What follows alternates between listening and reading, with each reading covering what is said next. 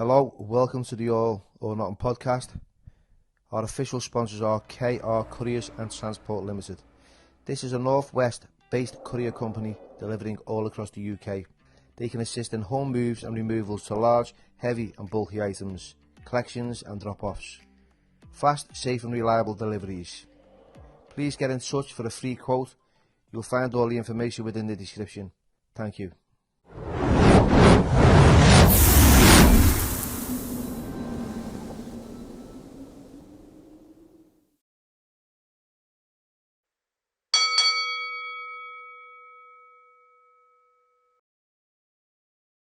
Hello everybody and welcome back to the All or Nothing podcast with myself, Billy Moore, and today's special guest is none other than football comedian Darren Farley. How are you, Darren? I'm good, mate. Thank you for coming Thanks. I'm a big fan of the pod, so I'm delighted to be asked on. Thanks, mate. We got it ready, yeah. Yeah, we have. To be honest, I walked in, I wasn't too happy, Bill. You know what I mean? I just walked in and thought Beadle was going to pop out. Dean, you're behind me, you've got all Everton stuff going on, but no, I'm only messing. It's all good, mate. It's all good. Yeah, you're in an Everton environment, to be fair, lad. I could tell that. You're quite lucky. Yeah. There was no need to start playing Z-Cars though when I walked in. Maybe it was a bit over the top. Only real Scousers live in Liverpool, lad, from Everton. I'm only joking. It's good to have you on, and I met you for the first time last week. We've been friends on social media, but it's nice to actually see you in person. And I watched, mate, I watched your little stand-up show, and I've never really seen you before, and I've got an audience that, you know, it's quite diverse, so it's good that you're on here, because they probably haven't, some of them haven't seen you, some of them might have, you know. I mean, probably the Blues do, because they all fucking hate on you. The Blues, it's funny with the Blues, right? Because obviously I always bump into Blues. It's funny because I get a bit of stick online off the Evertonians, which is, I get, you know what I mean? I do take them, look, I'll always say to Everton fans, it's almost being too easy with Everton, do you know what I mean? And when Rafa went, I was like, oh my God, Benitez is going to Everton. And I just thought, how can I touch this? How can I touch it? I've got a few mates who are Blues and that, but I left it for a bit, and then it just kind of writ itself with the Benitez stuff. And then what do you keep appointing managers who I do impressions of? So it's not my fault really when you think about it. But no, every Blue I bump into, I try and explain to them, like, look, this is why I do it. You've got to understand. How can I not touch that? And in the end, you end up having a laugh with them. But online, you get some stick off the Evertonians. And for anyone who doesn't know, this is our Joey's shop, and he wanted me to cover the Liverpool, the only Liverpool fucking piece of memorabilia in the building. Freaking hell. So forth. So there you go, lad. Anyway, so Darren, right, so tell us a little bit about yourself so the audience gets to know who you are. Yeah, so I started doing impressions at a young age, really, probably about 14, 15. I was just obsessed with football. I was always doing, like, watching football. It wasn't something that, like, it's like a natural thing, Bill. It's like a natural thing that you do. I don't know what it is. People always say to me, like, why did you start doing impressions? And, there's no real, like, answer to it. It's like something in your head. You're watching something. I was obsessed with footy, so I was constantly watching footy, but I wouldn't do it to, like, no one really knew about it. It was just something that I did naturally. So I'd see, I don't know, on the telly who it would be, whether it be Steven Gerrard or whether it be, you know, Houllier or whoever it was at the time, and I was just like, I don't know what it was. I had this, like, curiosity about the way little ticks, you know, football managers, the way they spoke, the way they moved. And then all of us, like, I was known in school for doing it. So from about, like, 14, 15, I was just doing it, like, for the lads and that, and they'd all love it. But then it became, like, a thing in the pub when I was older. People come, you the lad who does, like, the impressions and that, and I'd do it like that. But it was never, what happened with me was a bit of a moment, because a friend of mine I went to school with, me ma, honestly, mate, right, I went to my ma's, she was living in Kenny at the time, and she said, Darren, do us a favour, you just go and get us a bit of bacon, some bread, I'll do you a butty. So I went to the shop, and me mate, like, he worked for his dad in the shop, and he just said to me, Darren, remember them impressions you done in school? Like, could you just do us a few so we can show, I think he was to show his mate or something. And he videoed me in the shop. You've got, like, customers coming in, I've got, like, the beans and, like, the cornflakes behind me head. And he just, like, filmed me in the shop. But then a couple of weeks went by, and my mate rang me and said, look, I'm not being funny, I put that video on YouTube. But I'll be totally honest with you, right? I didn't know what YouTube was. Didn't have a computer. people laugh at me, you know, I didn't even, like, I never had a phone till I was about 25. Honest to God, I was the man who no one could contact, because I didn't have a phone. Everyone had a phone. And my mate just said, honestly, mate, he said, I've had Sky Sports on. I've had, like, the BBC on, and I'm going, what are you going on about? He said, the video, I put it on YouTube to like 1 million hits or so. And I was going, what? Yeah. Just couldn't get my head around it, you know what I mean? And it was a bit of a whirlwind for a couple of months, because I was just like being invited to all these events and like the Liverpool Christmas party. I didn't have a clue what was going on. And then from that, it's like it just changes everything for you. Do you know what I mean? It was a game changer for me, to be honest with you. So yeah, that's how it all started. Social media is incredible when it's it can set you up for life, really. It goes viral. Yeah. It's like Frankie Allen. I mean, you know, the world's what is it? But UK's most feared comedian, and he was getting fronted on the stage. And I think he was at the arse end of his career, and he was struggling. He was telling me about it. He was getting like fucking jobs at 200 quid and getting offers, and he was thinking, I can't fucking be arsed. You know, and he must have been on stage, and someone's fronted him, and it's gone off, and someone's took I think it was Derry Matthews videoed it, and it just went viral, and next thing he's got big shows. You're seeing that now, aren't you, with comedians? You know what I mean? I think it was Paul Smith as well, who's you know, done really well. You look at John May, his stuff's absolutely fantastic. It's just hilarious. And what you're finding is, when I first started doing it, it wasn't really a big thing, so there was only YouTube. There was no other platforms, really. Facebook wasn't doing video, Twitter wasn't, anything like that. All come later. So it wasn't a game changer in life. I cracked on working, if I'm being honest with you, at the time. It wasn't like, I can do a few impressions, I'm going to quit what I do.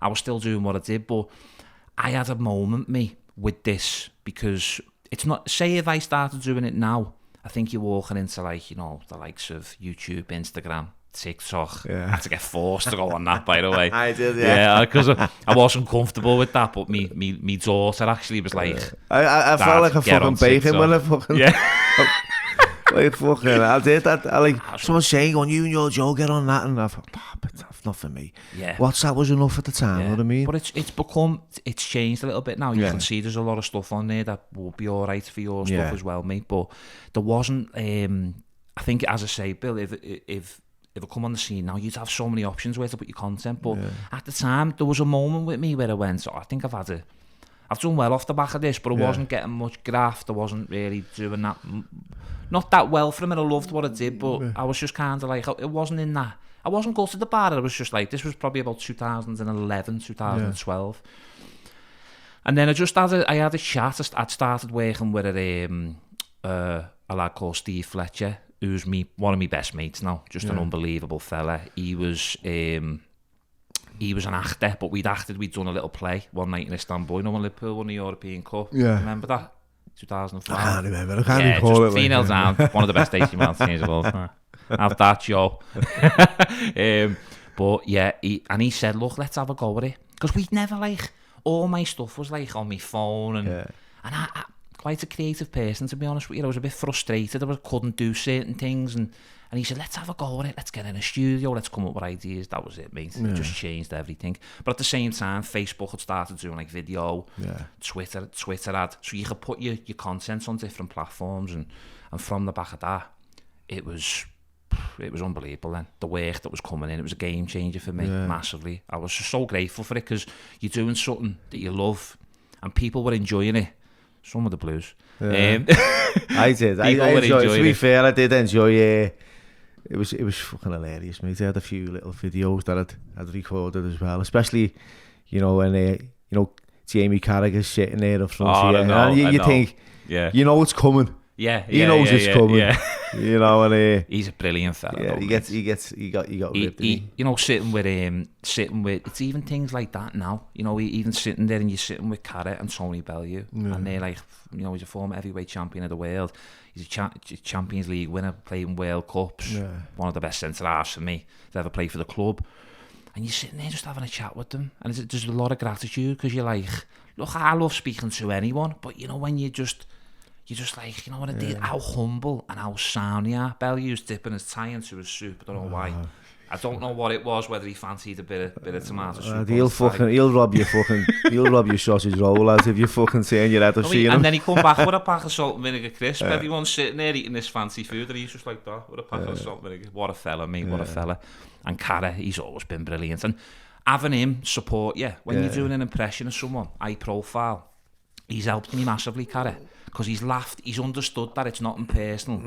It's, you know, it's just a joke. It is a laugh, and he's always got that and understood it. Do you know what I mean? And I get loads of stick. There's some of the stuff that gets said to me, and my mate, one of my best mates, Steve Mel, he'll send me stuff. And he'll go, look, get on these comments. And I'll laugh my head off because of the stuff people are saying just about the size of my head and all that. And your own kids say it, you know what I mean? But it's, I think you've got to laugh at yourself sometimes. Yeah, do you know what? You've got to have a tough skin, especially on a platform. If you're putting yourself out there on social media, you know, and, you know, you're very sensitive, right? Yeah. Now, I was, right? Well, I am, like, kind of sensitive, right? Yeah, in the sense where I'm not... It's built in as well. Yeah, I'm not going to start pressing flowers into books and fucking reading your poems off the veranda. I mean, when I'm sensitive, you're looking at me funny, you say something. Yeah. Right, I turn into fucking assassin in my head. Yeah, I noticed that when I said something about Everton before. I got a bit into... Do you know what? I'm not a bitter blue. I've never been a bitter blue.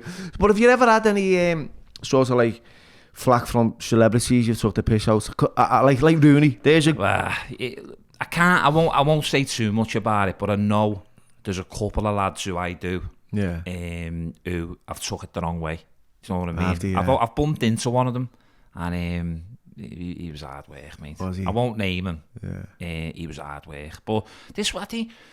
Why did you feel like they'd take it personal? Or? I don't know whether it was just him as a person anyway, if I'm being honest with you. What about Jamie when you first met him? Fantastic, mate. He invited me to the Christmas party. Yeah. So he got me on. So I'd been to Liverpool play Blackburn away. This is when we had like Alonso, Torres. This was like under Benitez when we were flying. Mascherano, all them.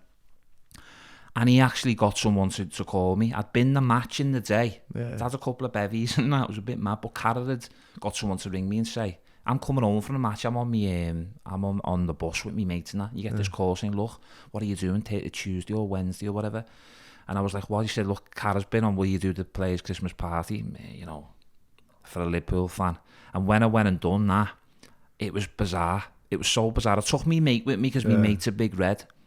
And I walked in and it was just the players and their like wives and girlfriends and all that, you know what I mean? And I was just like, how was this happened? Yeah. But made to feel very comfortable, mate. The likes of, it was like Robbie Keane and Pepe Reina. What a fella he was, mate. Yeah. And you're just like, but he was sound. They really were a good group of lads, you know what I mean? And I was just like, how's this happened? You don't realise that people are just human, are they? They're just, there's nothing. And they were, you know, so human. And I'm like, you look at them and you're not intimidated, but like, when you're just like a massive Liverpool fan, you know yourself, you meet the Everton players or whatever, but you are just like, wow. But then you're sitting with, oh, it was unbelievable, mate. Unbelievable. I was that, you know, I've been like that a few times, especially when, like, you know, fucking hell, I met Stallone, you know, and I remember him walking on set. Legend. And I grew up watching fucking Rocky. My half fella used to have Rocky on fucking all the time. It was on the VHS videos back in the day, you know what I mean? And we'd watch the 1, 2, 3, and I'd have all my brothers and sisters running after me down the street, trying to eat raw eggs. You'd want to go for a scrap when you're after Rocky. You'd want to go outside for a scrap. I was fucking eating raw eggs and everything just spewing up, but then I met him and I was like, fucking wow. And then he had me in his trailer. And he was talking to me and he was going, hey man, you're a warrior, man, you know, because he liked he loved a bit of fight, he loved fighting, he loved boxing, and I was involved in the Muay Thai scene at the time, and Kevin King, who's a Scouser, right, big red. I'll be honest here, what happened was, right, when I first went on set at this movie Rambo, I got casted in this gym just as a non-Thai, give me name, me details, gets a call a couple of weeks later. I couldn't fucking believe it. I thought someone was winding me up. We need you to be Sylvester Stallone's stunt stand-in. And I was like, oh, fuck off. I don't look nothing like him. They went, no, it's a stunt stand-in. You've got the physique, blah, blah, blah. I was in my mid-30s. Yeah. Early 30s, to be fair. And I had this, I got this fucking Liverpool top. Of Stallone, and it had like a picture of Rambo on it like that. Yeah. So it was like a sticker. I didn't know what. My half fella be all over the blues. Like I didn't know what the fuck I suppose. I didn't know anything about football. Got this red top on. And Kevin King, Templeton, his name is. Now, Kevin King's Stallone's fucking manager. Yeah. And he's a Scouser, right? Self-made millionaire. I didn't know this. Yeah. Right? Yeah. So, he sees me with this job and said, "She support Liverpool?" I said, "Oh, yeah." And he went, "He's from where are you from?" So we had a little chat, got talking with him, and he ended up in this trailer with Stallone, because I just sort of had a foot in with this Kevin. Yeah. Lovely fella, treated me well, and he, you know, the humility and the humbleness. I remember like saying a few things, and I thought, fucking hell, you know, he's just like anyone else, really. But the presence he had, you know, it was like you could feel it. You know, people were really subservient around him, but because I was like a kid in a fucking sweet shop, and I was probably loved it. You know, I wasn't like, well, let's get a fucking photo, come on, lad. Yeah. He was like, Kevin was like, "Oh, calm down, Bill." Yeah. You know what I mean? Yeah, but I you know, I was just so fucking raw to life at the time.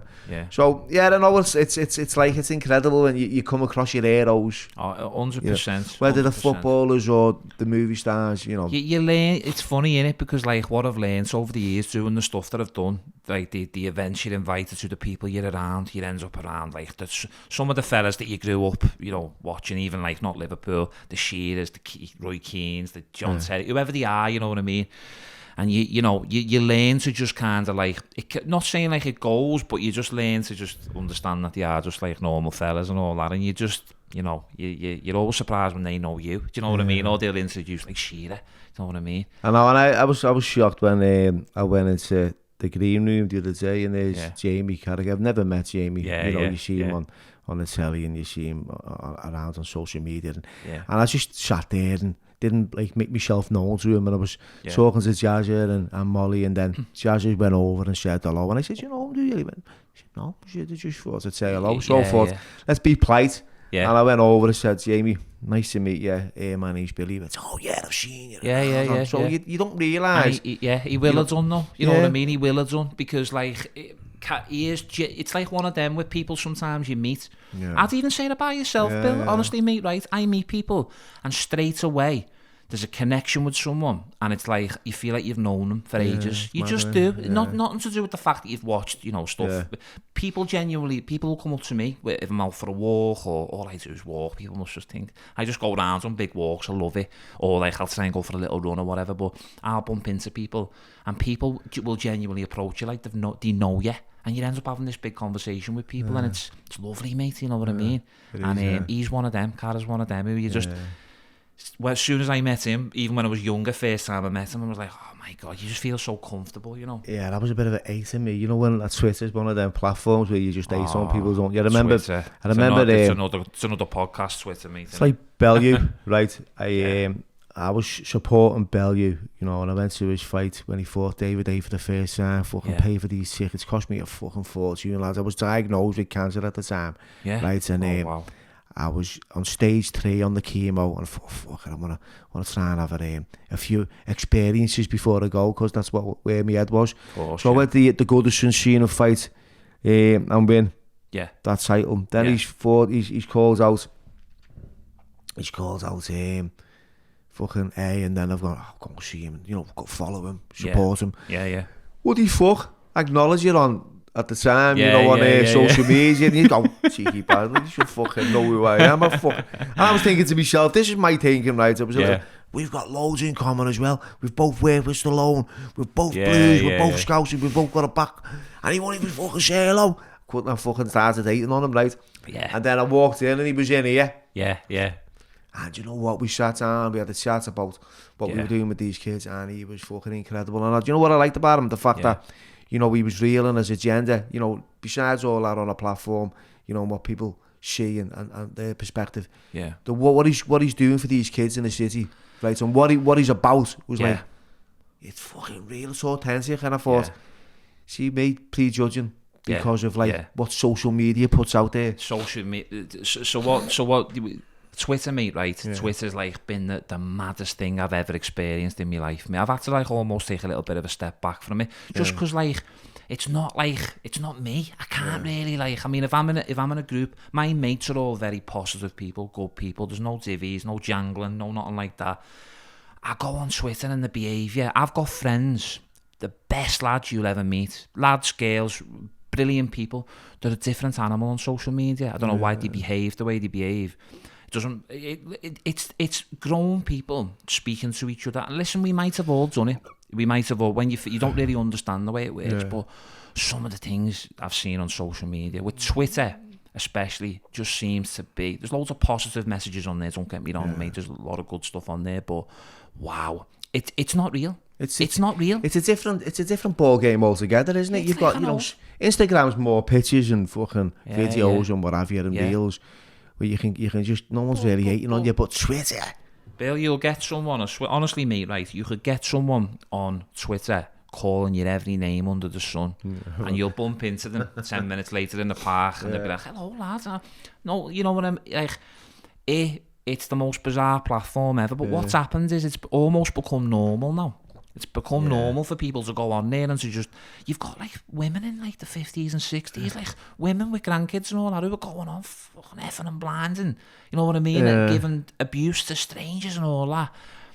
Look, whether you're in the public eye or not, I find the whole thing like totally bizarre. I never understood it. What I found about like the likes of social media, like Facebook, is like it's become like the council estate of fucking social media. You know, it's gone like everyone's like it's just gone. Like if you're on Facebook and you're not on Twitter, if you're on Twitter, you're not on Insta. It's like there's a little bit of a bit of a hierarchy in it. You know, a bit more of a clash. Yeah, I know exactly what you mean, mate. People don't know what fucking Insta is because they're being on Facebook from day one. My ma doesn't go anywhere apart from there. You know what I mean? If I said Insta, she, what the fuck? You know what I mean? TikTok and all that. She's I wouldn't allow me ma on there. Me ma will send a text to her sister that I'll get. She'll send me one that's meant for something else. Some of the texts I get off me ma, mate. Honest to God. So don't trust her on there. She'd be putting all kinds on. Honestly, me ma, I said, you can't go on Facebook, you're bad. But it's even with me kids growing up. Me lad's 15, me daughter's 10, and you know it's taught me a lot about like what I'd want for them. Obviously, what I do in terms of I put myself out there, I put my stuff out there, and people have got opinion. Everyone's listening. There's nothing wrong with someone's opinion. There isn't anything wrong with it. Don't get me wrong, mate. I do find it weird because if I don't like someone, if I don't like Everton. I'm not going to go on and I'm not going to slate Everton. I'm not going to do it, mate. You know what I mean? Like, I'm not going to do it. I don't hate Everton, by the way. I know I don't. That's genuine, that. I don't. There's a lot of really brilliant people I know who work for the club. You know, that's genuine, that, mate. You know, people see me vids and go, like, cause I'm a red. Obviously, I'm taking the piss out of Everton. I can't swear, sorry, mate. You can't. Apologies. You swear all day long. We're not in mothercare here on this platform. It's over 18. Oh, it's me mum. Me mum will tell me off. That's all. But there's an assumption that it's like, it's not like that at all. And every blue I've met will testify. They'll know that it's nothing like that. Nothing personal. You go where the story is, and as the Blues know at the moment, Everton is a bit of a it's a bit of a circus, and that's not being disrespectful. No, it's just like fucking hell, self-admitted, to be fair. You know what I mean? It is, mate. But sorry, I'm going off the beaten track a bit.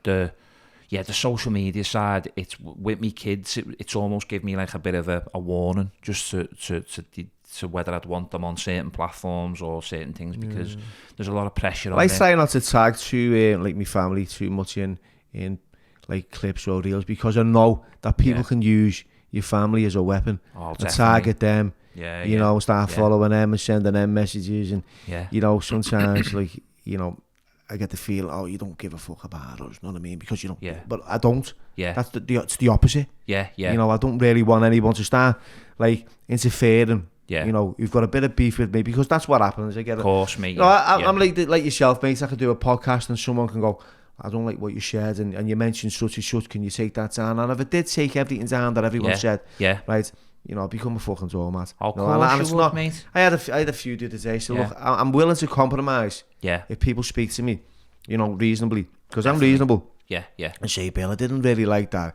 He mentioned like a member of my family, and I felt it was a bit insensitive. Can you do something about it? I'd say, I'll take that clip out, which you have done, and I will do.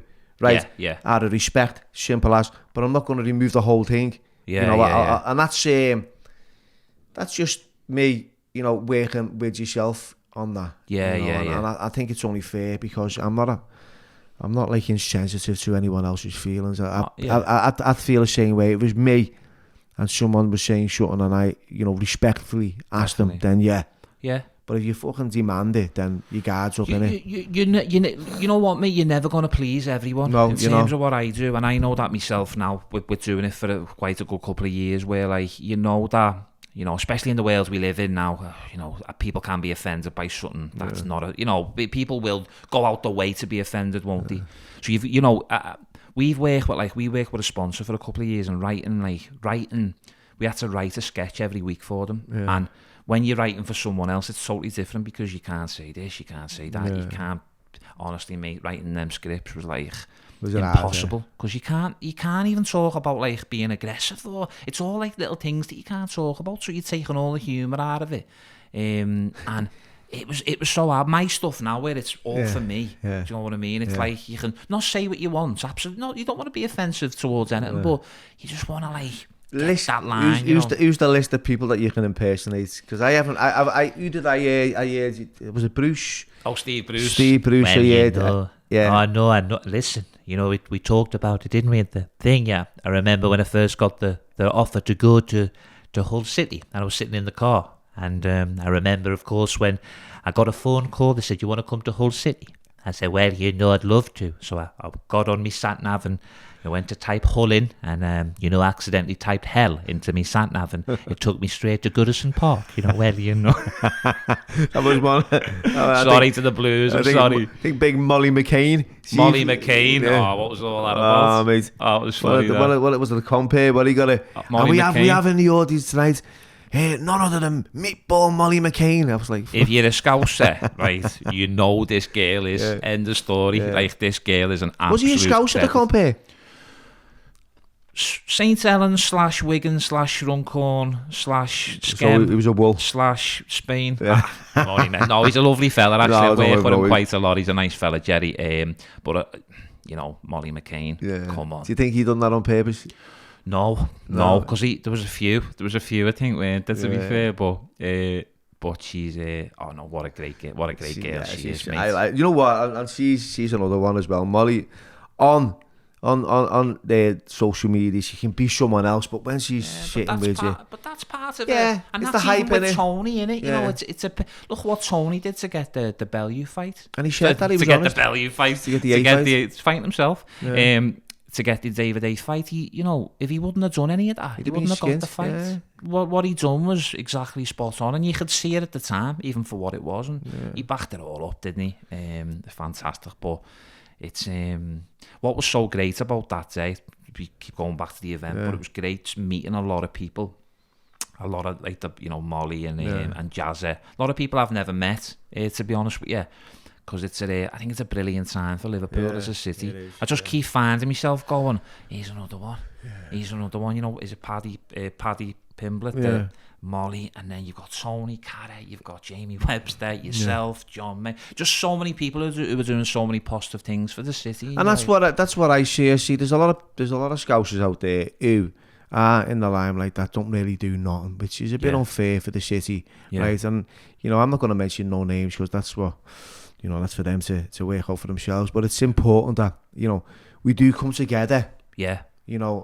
Collectively as a city and support like these young kids. And God, for me anyway, on a personal level. Mate, I think it's honestly unbelievable. The stuff I learned that day, I'd seen little bits and bobs and that, but the charity, like the stuff there and what it means, especially in this city. It means a lot to me in a sense. Is like there's a lot of charities out there, right? And this is true, right? And I've got to say, because it keeps fucking always on my head, right? Whose agenda are not like authentic or clear.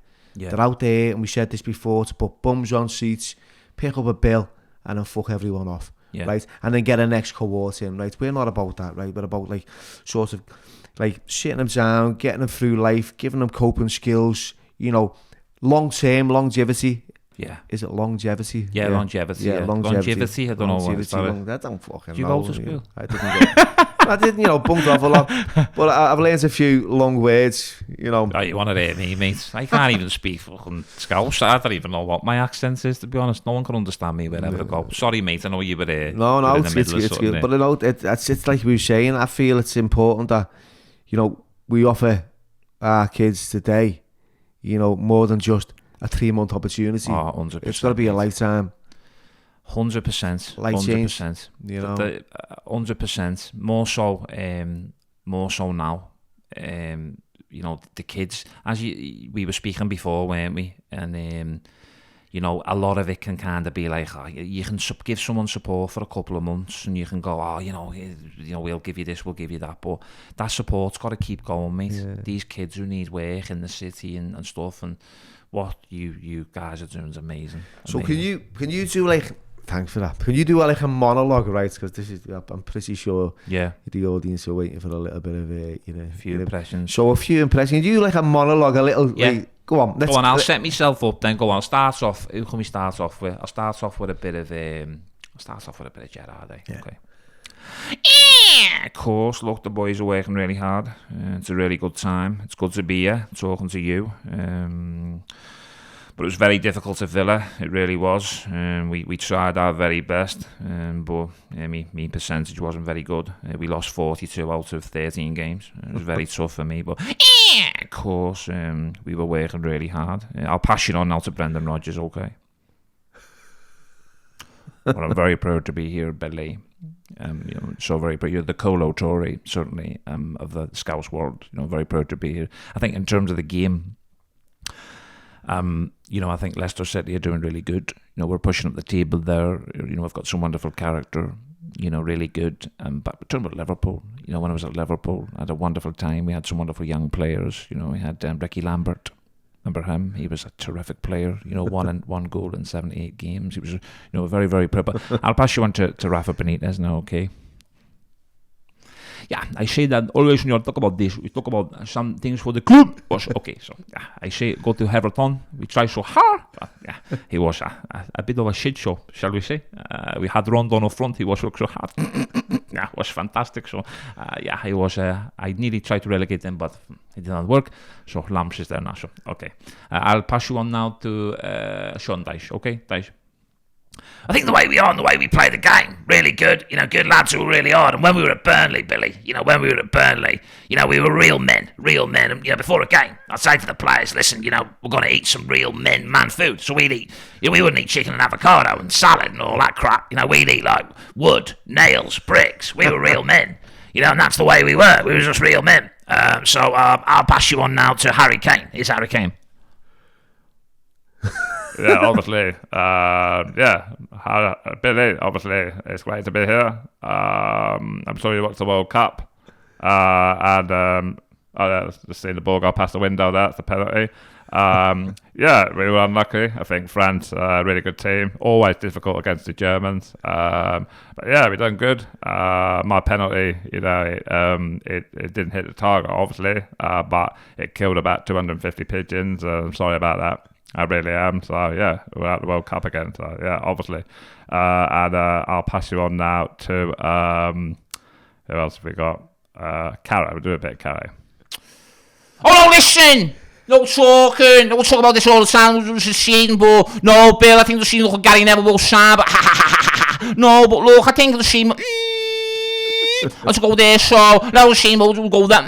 You are. No, that's what I'm saying. It's just on the scene, but I can Chelsea now. Do you know what I mean? So, okay. Try and think of a few more I can do. Well, Rooney, he was the best. Bit of Rooney. Okay. You got to ask me a question for Rooney, though. Come on.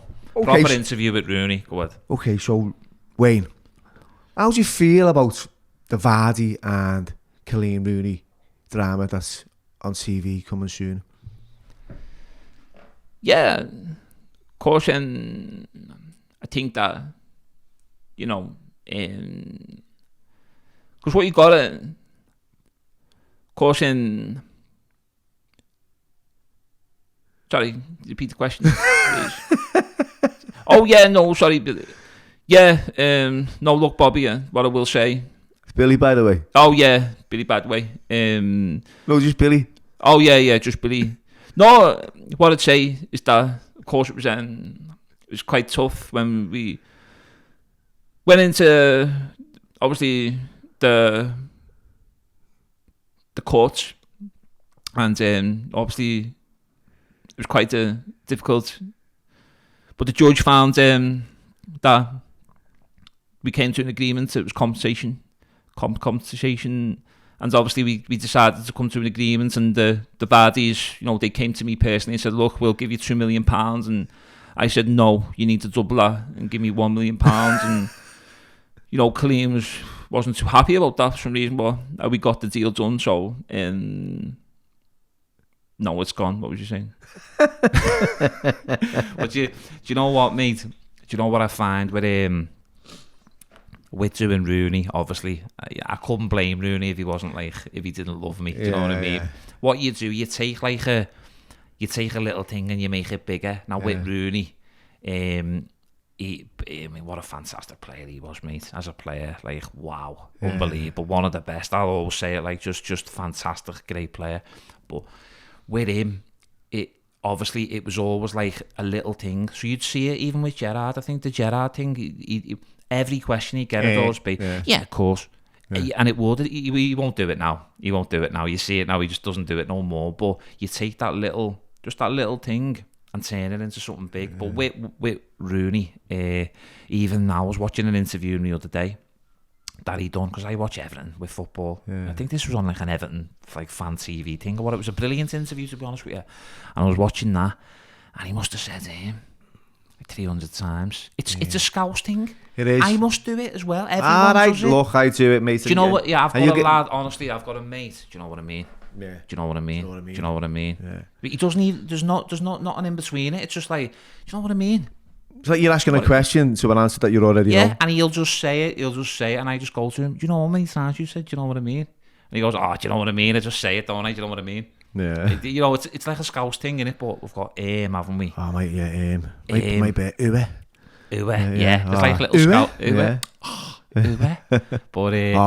But with Rooney, it was like, wow. I didn't realise, because for me, I thought he must say it now and again, but the amount of times he says it's just unbelievable. I think he's been pulled up on that and said, look, Wayne. But the thing is, though, it just becomes like you just do it. It's like a natural thing, innit? And it's authentic, innit? He was on. See me, right? When I'm sitting there doing little shorts, little uploads, right? It's difficult, right? I think you know this yourself, right? Yeah. Sitting in front of a camera, have you done it on your own? No one in the fucking room. Yeah. Right. You've got a video. You've got to do at least 15 minutes without editing, non-stop. Yeah. Right. So, right. Hello. My name's Billy Moore. Welcome to the All or Nothing podcast. Big shout out to everyone. Blah blah blah. Yeah. There's your introduction. Yeah. Right. Yeah. My fucking head goes. It's gone because I'm thinking I've got a story that I'm going to talk about. When I talk about something that I'm passionate about, I'm on a roll. Yeah. Right. But then I go really fucking random with it. Yeah. And then I start second guessing what I've said, and then I look back and think, oh, I shouldn't have fucking said that. Delete it. And then I kick off at myself because I think, you just spent about an hour trying to do a fucking 10-minute video. Yeah. Right? You've deleted it. You've got your bird and the kids in the fucking front room going, what do you reckon of this? Yeah. And he was going, sauna. Yeah. Oh, he's just saying that. You know, so it must be, it's really, that's what I'm going with. People don't realise, though, that, like, and to be honest with you, all those things you're talking about, they're all helpful to you, mate. Everything that you do, and even the stuff that you do sometimes. I've done stuff and worked on ideas, and I've just bombed them. I've just gone, I'm not even using it, and I've spent a lot of time on them. But it's all useful stuff. Nothing you do that's creative. Is ever wasted, because it just teaches you, it learns you, it helps you grow. Do you know what I mean? See, with I tell you what's like with my brother Joe, and a lot of people support our Joe. Mate, I love he's just a fucking natural, right? And it's so authentic. And I'll be honest with you, right? When we were going through the lockdown and we were raising money and we were walking for all over the place. We went up to Scotland, everywhere. We climbed up Snowdon, right? And we're doing these little videos. And I'd say to our Joe, I'd try and give him a script, right? Dan, right? Because this is me. Like, I'm the creative. I'm going to get this content. I'm going to give our Joe a skill. Joe, right? So what we'll say this, and then people are like that because it's current, and he'll go, okay, so I'll say, repeat what I've said, right? So we'll repeat it, and then I'll go, right, you ready? Yeah. 1, 2, 3, let's go. All right, Joe, how are you? And he'll go, he'll just freeze. Yeah. And then he'll just say something different, right? Yeah. And I'll just leave it the way it is, because that's him. It's right? him, innit? Yeah. So there's nothing scripted with that, Joe, right? There's nothing scripted, which is fucking brilliant, right? Yeah. At first, I was getting a bit frustrated in the beginning because I thought, no, it shouldn't be like that, Joe. It's got to be. And you go, Then I just uploaded it, and people were fucking amazing. Yeah, I love your joke. Exactly that, mate. Yeah. He's just being himself, you know what I mean? And that's exactly. I mean, I've seen loads. I love that stuff, mate. I really do. I just think it's just beautiful.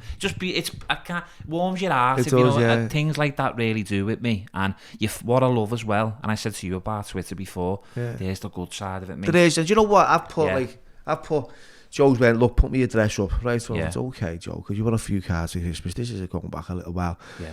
And I put the address up, my mum's, you know, the address blatantly bang, and people go, no, put that up, you know, you don't really, you know, you don't know who's going to be turning up, I don't give a fuck. Yeah, Anyone turns up at our door, mate, I'm not arsed, know what I mean? It'll be the wrong people that be fucking visiting the right people. Yeah. And none of that's ever happened, know what I mean? No, He's just got sackfuls of fucking Christmas cards, well wishes.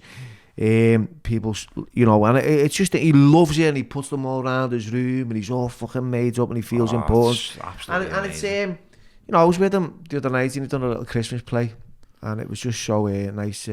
No one else was, because look, I'm not slagging me other siblings, like they've got lives. Yeah. You know, there's 6 of us, I'm the oldest. I'm always there for them. Yeah. You know, my sister, she's doing her own thing. My other sister's got a family. My brother's fucking away all the time. I've got one who's in the army there. So they haven't really. Yeah. But I am. Yeah. It's not about them. Yeah. It's about like where I'm there for them. You know what I mean? And I want to be there. Yeah. And I knew he was looking around. You know, because my mum was ill and she can't make these things, and she's looking around and he thinks there's no one there. Yeah. And then he sees me, and then you see his face just lights up, and you think, that is why I'm here, because his eyes just fucking lights up, his smile lights up, you know, and then he starts telling her, there.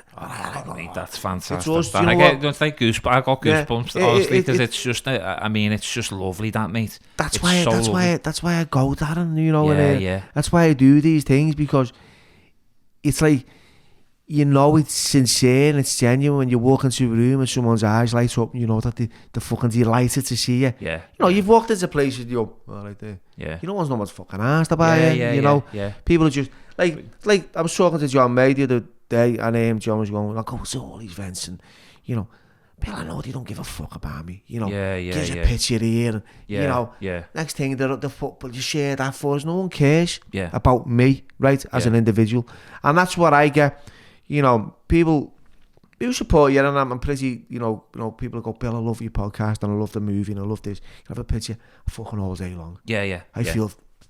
I'm like that. Fucking nice one. Oh, you've earned it though, mate. Yeah. You've earned it. You work hard. And I love the fact that they have an opportunity, but at the same time, you know, you do know that there's people out there that really haven't got your interest at art. They're all about themselves, all about putting themselves on a platform, all about like fucking standing on your head to make themselves look good. Look who I'm with, you know. Of course, mate.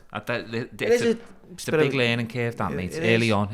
Look, quite fortunately for me, I always found that I've always had the right people around me. My mates are my mates that have always been my mates. Nothing's really changed. I've got incredible, like really good friends. It's a small circle, mate, but you know that's just how it is. That's what you need, 100%. So where are you from? What? Kenny. I'm from Kenny. So grew up, Molyneux Rolls in Kenny. I used to live on Molly. Did you? Right. What was your number? I think it was 56. We were 185. I can't remember. We were the church end. I met some girl years ago, me Birdles. Fucking, I'm talking about it next again. This is when I was about 17, by the way, you know what I mean? And it was like, how old are you now? 25. 25. 37 I am now. So feeling it, by the way, feeling it. You know what? I'm 50 next month. Ah, yeah. Yeah. Mate. Messing, mate. I'm 50. Right, I couldn't believe it. Yeah. That even saying that's fucking outrageous. But yeah, when I was about 17, 18, I met this bird, and she had a couple of kids. You know, I always tended to move in with women who were a lot older than me, and you know, had a couple of kids, and the kids were like a couple of years younger than me, but calling me dad. So you know, I thought I've landed here. Because I had low self-esteem, and I'd move in. If you liked me, I was yours. You know, that kind of. But I lived on Molly for a bit, and then I lived on Shield Road. Shield. Yeah. I lived in because they had big houses, you remember the flats on Shield Road? Kenny growing up years ago, so I was there probably till I was about 18, 19. It was just me, where it was, mate. We were sound, you know. I loved it, to be honest with you.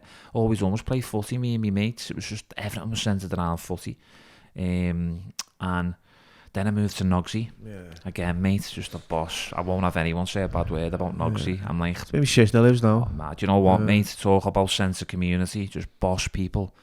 Absolutely brilliant, and we were there for a good few years as well. And if you're 37, 38, right, and you've got a 15-year-old, you must have been young when you had your son. What was it, 17, 18? When I went where, sorry? When you had your son, your first child. You're only young, weren't you? Hang on, so I'm on 37. No, 22, 23. Is that what you was? 22? Yeah, so you were young, really. Yeah. Like I had my... Look, probably because I'm fucking that old. I had my boy when I was what? Fucking hell. 2 years ago, so it was only... Did you? Yeah. So you were a dad at 48? 48. Mate, but... Now, and I've got one on the way. How life-changing was that for you? Incredible. Like the best thing in the world. It's just amazing because... It changed me as a person, having kids, mate. So for me, right, Darren, and loads of people know my backstory, I had cancer. Yeah. They told me I couldn't have kids. They told me to freeze my sperm before I went on a chemo. Yeah. I was in my early 40s. I thought, fuck that, I'm going to end up dead. What would I want to freeze me fucking... I haven't got a bed anyway, and all that was going on. Yeah. A lot of other things contributed to my behaviour in the way, you know, fucking back inside prison, that was my life. Yeah. And then, you know, 3 years into remission, yeah, you know, I met someone and boom, this little boy turns up. It's unbelievable, isn't it? I was like, wow, that's just incredible, you know, and now I've got another one on the way, you know, and with you, she's it's you next in June, so. Yeah. Do you have a little girl? No, I think it's going to be a boy. Think so, mate, yeah. Yeah, we went for a scan last week and the nurse, we asked what gender it was. She said, well, I can't really tell you because we're not too sure, but yeah. he's either got 3 legs or she's got 3 legs, so that's a fucking, the biggest one I've seen. So he doesn't take after it, so. Yeah, it was mine. Ma said he takes after his half. But no, I was like, I wasn't disappointed. But I would have liked to have had one of each. Yeah. Well, I've got a couple of step kids. You know. Yeah. Do you know what, right? You have, haven't you? Yeah. So it's just, it's like a natural, I don't know what it is, like a natural difference. Not in parenting, you love your kids exactly the same. I'm not talking about that, but there's just like a protective side that comes out with me little girl. Like, I'm so like tremendously sensitive with my daughter. Like, it's unbelievable. You know, even if she's got like a little cold or a little daft sometimes, but like I genuinely like struggle with that. My wife goes, Darren, sort your head out, but I like really. And the lads, he's just like... Oh, it's just like, get on with it. Yeah. Get on with it, you. But that works for him, if you know what I mean. He probably thinks sometimes, I'm not hard on him, I've got a great relationship, but he probably thinks like, but it's almost like how I was brought up, and my mum is fucking, sorry mate, my mum's absolutely amazing, like fucking hell, like the best, do you know what I mean? But my mum could be hard when she needed to be, you know what I mean? My man's the same. But it didn't do me any harm. No. But with my daughter, I don't know what it is, mate. It's just a totally different thing. You'll find that. I mean, if you I've got a stepdaughter, and she's 15. Yeah. And she's incredible. She's and she's got I've got a stepson as well. He's 10, 12. Yeah. But the difference as well. Yeah. You know what I mean? I'm more for her, not more for her, but I'm more like I'm a little bit harder on the lads. Yeah, but you know, not tough, not in a sense. But I'm fucking digging my own grave here, by the way. Yeah, but it actually is a good thing, though. You know, honestly, it does. Honestly, you need to be a little bit. It's a little bit more of a ruthless world for the lads. It is. You know what I mean? I'd say more so. And we always go back, don't we, to years ago, how we were with our mates playing out and blah. The world's changed now, and you find there's a lot more. You kind of mollycoddle your kids a little bit more. It's probably a bit more dangerous. Like me lad was so I heard some fella who's got his son, he's talking about his son, and I said, where is he? And he went, well, do you know what, he's in the house on his Xbox or his PlayStation or something like that. And I went, it's okay. He said, don't you find it like that he'll get a little bit like fucking socially awkward, just being locked in a room on a game? And he went, do you know what, Bill, I know where he is, right? And it's like, so it's a catch-22. It's like, okay, if he's out socialising and he's on the streets, you're concerned whether he's getting involved in some kind of knife crime, gang culture, he's in county lines, drugs addiction, smoking weed. So, you know, and then you've got the mollycoddle side where, you know, you can't fucking win for losing. Because they're in a bedroom, they've got loads of screen time going on. You know, they're talking on these fucking headphones, and you're thinking, you're not even actually speaking to a real person. No, you're not. You're not. So the mates now. It's not even real like relationships and that. No. You know, if me lad was talking to like a girl or he's got a new girlfriend, half the time he hasn't even met her and never will meet her. You know what I mean? You're like, it's hard, but it's a different world. We're from like a different world. And that's what that's what I'm trying to like learn, because I struggle massively, right, with a bit of control. You know, I'm like hygiene and all that. Flush the fucking the luxury problems, flush the chain, pick your fucking clothes. I'm just continuously, right, since I've become a dad, I'm continuously walking around these kids going, can you do that? Can you bust that dish? Why are you doing? You know, and then I sound like fucking somehow fucking moaning fucking whinge bag, right? And I I'm sit on the there other and side, mate. I'm like, oh, you're fucking messing, aren't you? Yeah. Honest to God, but I'm sick of the sound of my own voice. No, but I'm telling you now, mate, right? It's not a bad thing. You know, you've got to remember how it's like a balance, right? If we just give our kids everything that they want and just let them do what value they want, nothing. then we know there's a big generation of that coming. Yeah. You know, that's the truth, mate. But you know, on the flip side of it, if we're over the top on them, you know, you've got to give them a bit of independence. But it's about balance. I think life's about balance. Everything's about balance. So we try and give our lad, my son, like, you know, the independence. But I understand sometimes when his mum will say, I'm not happy with that. It's like even things that like he was asking for like Christmas or birthdays, and his mum's like, if he gets seen on that, someone will take that off him. You know what I mean? Even the point of stuff like that. Where like, so he's never going to have it then, because if he gets, you know what I mean? That's how you feel, though. You feel a bit like that. It's sad that you talk like that, but you do feel a bit like that. So I think your mindset just becomes very protective. It just doesn't. I'm sort of like, you know, I'm all about like discipline and empowerment, and maybe I'm a little bit old fashioned and old school, but I know what it was like for me brought up, you know what I mean? And I always bring, when I talk to my family, you know, when I'm at home, and I'm like one of those, but back in the old days, right? And they go, well, it's not the fucking 70s, Billy, it's 2022, right? But stick your 2022 up your fucking ass, right? Because when I was growing up, right, you know, but you turned into a fucking junkie and you were in fucking prison most of your life. That was because I fucking had a few poor choices and a few bad decisions. But with the experience I've got now, you know, I can offer you an opportunity to change. You know, and I talk about like maybe fucking, you know, there was a if you want to change the world, start by making your bed. There's a great speech.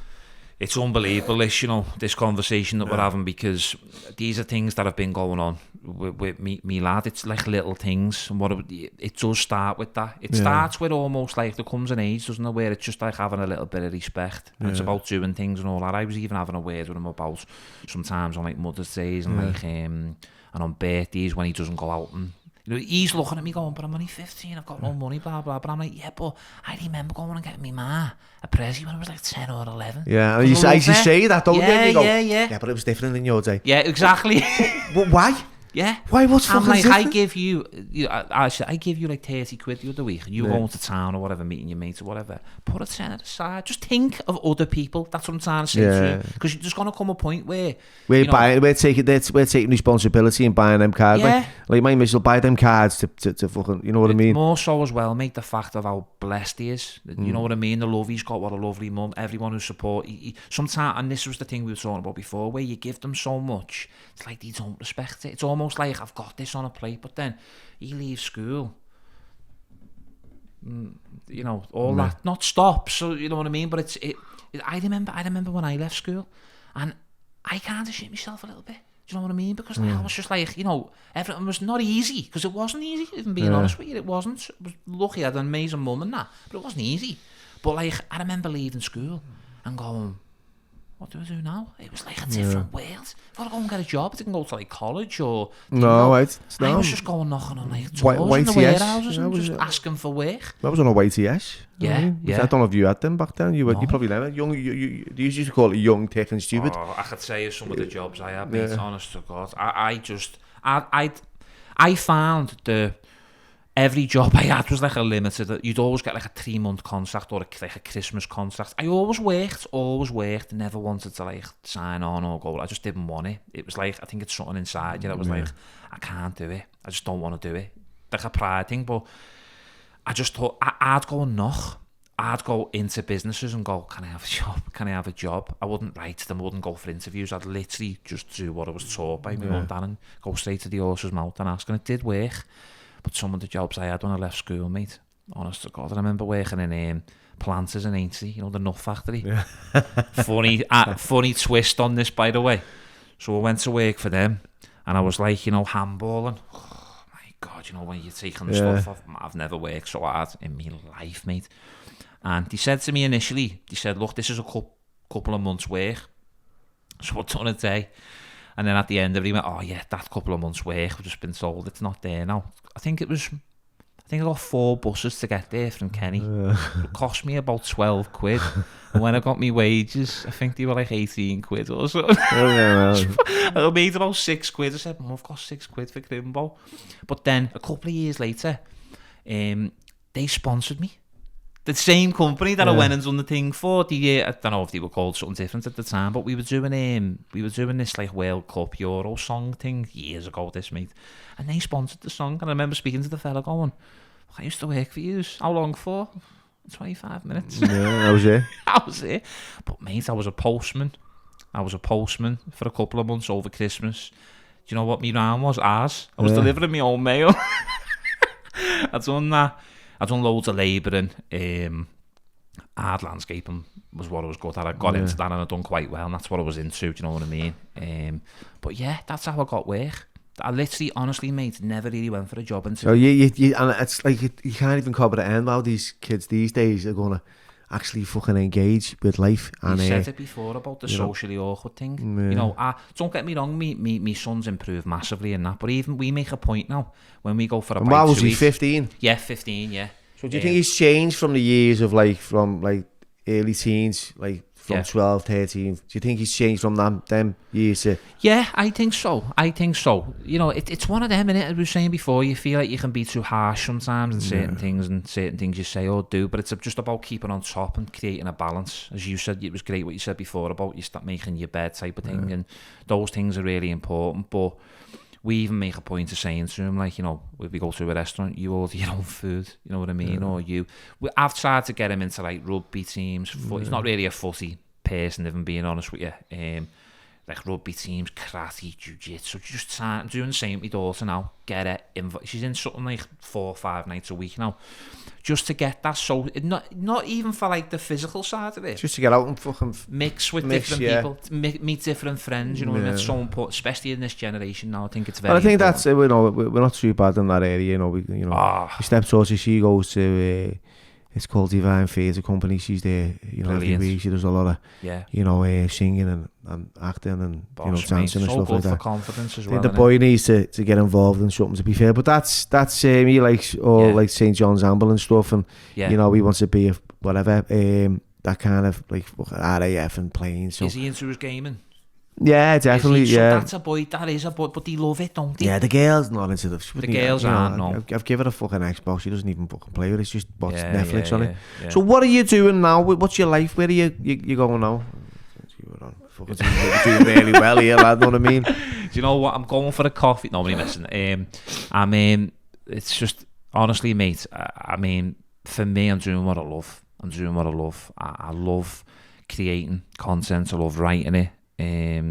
Today I'll go for a walk and meet my mate in a bit for a walk. We'll go for a walk and then I'll go and have a Costa or a Starbucks, wherever we end up on the walk, and I'll write. I love writing. I write on my notes on my phone. Brilliant. Honestly, I sit there and I write. I love being creative. It's all centered around football. I'm obsessed with the game of football. I'm obsessed with it. You know, to a point sometimes where I need to step away from it. Yeah. Because I feel like, because it's like my job.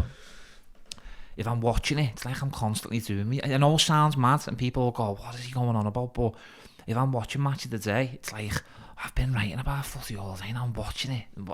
Then I'm listening to a podcast. Does your missus go like that? There's no other conversation really. I don't know how to speak about anything else, mate. She starts talking about like all different politics, and I'm just like, she was like Putin, and I went, "Where did he play for Chelsea?" And she's like, "Shut up." No, but it's just. With me at the moment, mate, so I'm doing all my content on me, my YouTubes, my TikToks and all that gear, and then I'm going out and doing events. I'm loving doing events. Yeah. I'm loving the live stuff. Loving Brilliant, doing a bit of yeah. comparing and stuff. And even No, this. even like I did, it was fucking great watching you. Yeah. Oh, thanks, mate. And the table we were on, Molly, Yeah. we had Molly on our table, we had John May, we had Lee Butler. It was fucking hilarious. Everyone was in stitches. Oh, brilliant. Yeah. And and I was like, even like fucking slating everything. It was just funny, it because we're not bitter. We take it, and I know. And I'm not. And I mentioned it at the start. The fact that you're slating fucking Yeah. Jamie Carragher in front of him or taking a piss out of him, and he's fucking loving it. I know. I know. And then he gets up and he's sort of,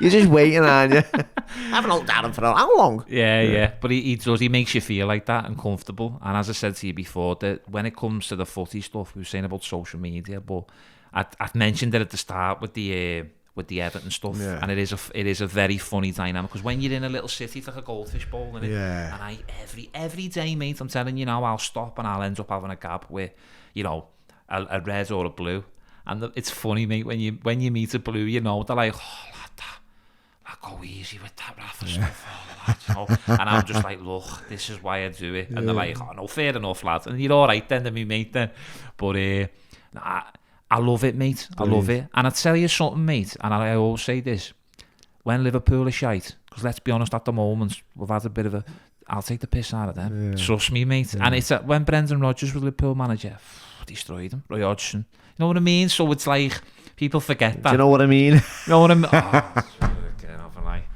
Got him, lad.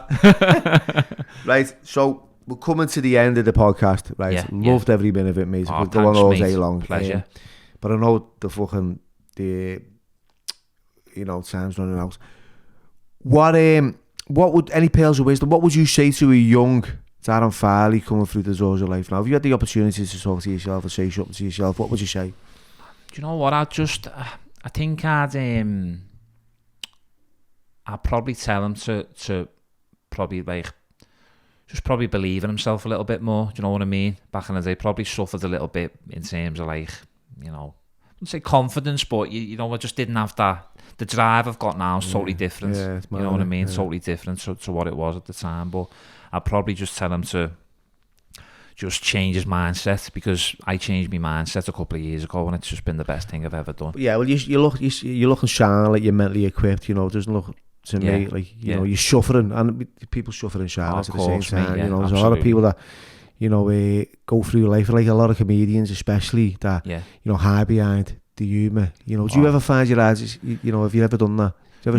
No, I think that I can understand how it happens. I can understand how it happens, and getting to know a lot of people. I've worked with a lot of people, and you can see that like it probably is hiding behind a bit of a mask or whatever. With me, it's never really been like that. I always kind of believe I had like a bit of is it imposter syndrome thing? But I felt like, wow, I'm a bit fortunate doing this. I know that very well. I feel like I don't belong. Oh, you do, mate. Trust me, you fucking do. You're earning your stripes, mate, let me tell you. But when it comes to, I just felt a bit like that. I just felt a bit like, this was early on when I first started, and I never believed in it. And the moment I started believing in it and started putting in the graft and that type of thing, and that, it was a totally different thing for me.